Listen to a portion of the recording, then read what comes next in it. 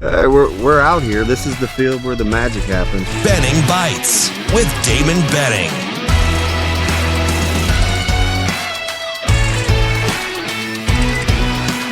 Benning Bites with Damon Benning. Another episode of Benning Bites. We appreciate you. However you get us, Google, Apple, Spotify, Twitch, good old fashioned X. How about speaking of good old fashioned? How about the radio?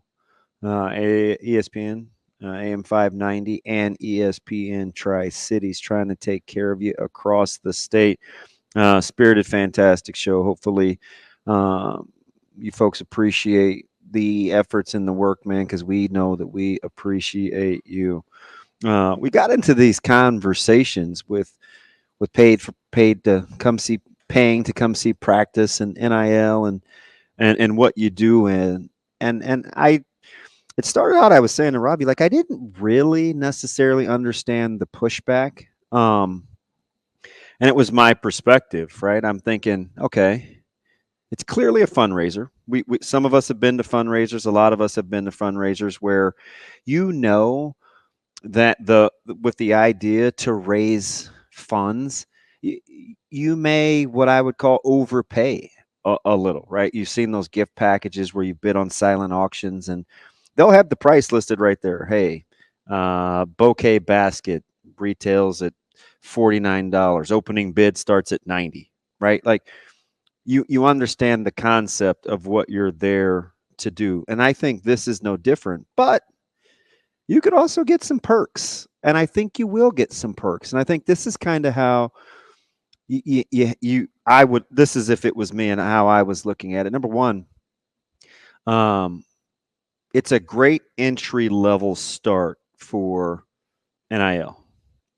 It is. And I think philosophically, now that it's starting to clear up what we can and can't do with NIL, and the universities taking control of it as a collective, it's a heck of a start for NIL.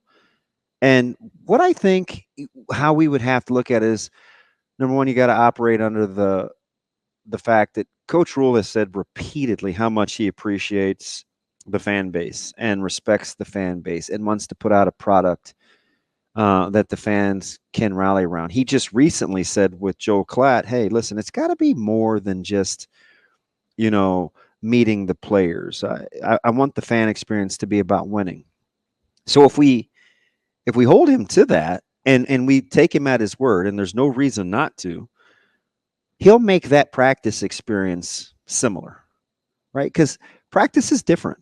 This is coming from a guy that has seen several where you talk about intensity, attention to detail, how coaches interact with one another, how players are progressing, what's the setup. You get a chance to put eyes on the practical application of kind of what we see on Saturdays, maybe not just in one practice, but if we could build on it, a couple, maybe we do this once every 2 weeks or once every 3, or whatever the numbers are.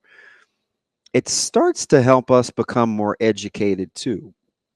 We don't necessarily have to become experts on the difference between, Branch at safety or Singleton or Ja'Cory Barney from Malachi Coleman necessarily, but I do think the more educated we are on how the sausage is kind of made, the better outward discussions we can have with one another, because everybody's kind of dealing with the same set of facts, and everybody would have the opportunity, right?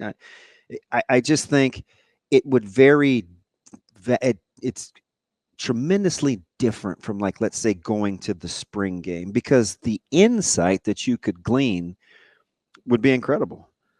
And just knowing Coach Rule and that staff, like, believe me, they're not going to be playing two-hand touch or not do any drills, right? Like, as a guy that has said on numerous occasions how he appreciates the support, and maybe more importantly, even holds his staff accountable in terms of, hey, listen, if we're being paid a salary, we're going to do the work, right? There's a return on the investment that everybody's held accountable for in this place of business.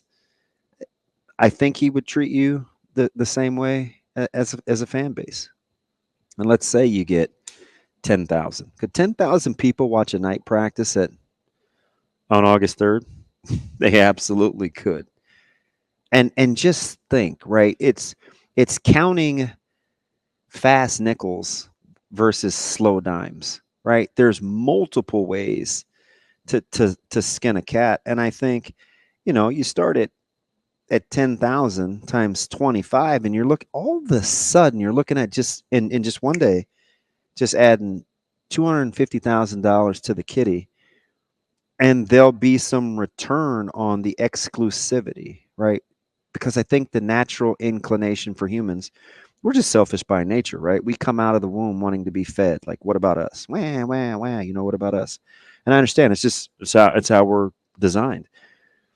And if the questions are, hey, what's in it for us? Knowledge is in it for you.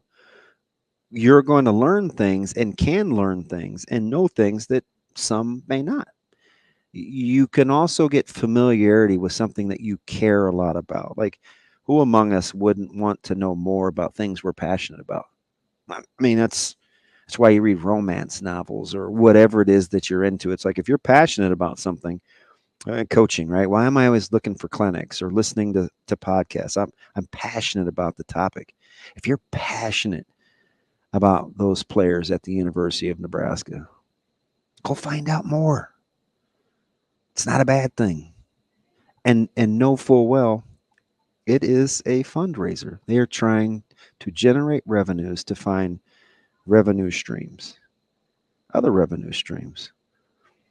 You got sometimes we have to give a little to get a little, but in this case, at this level of entry point, I actually think it's brilliant because it benefits the thing that I love the most, and that's the University of Nebraska. Is another episode of Benning Bites.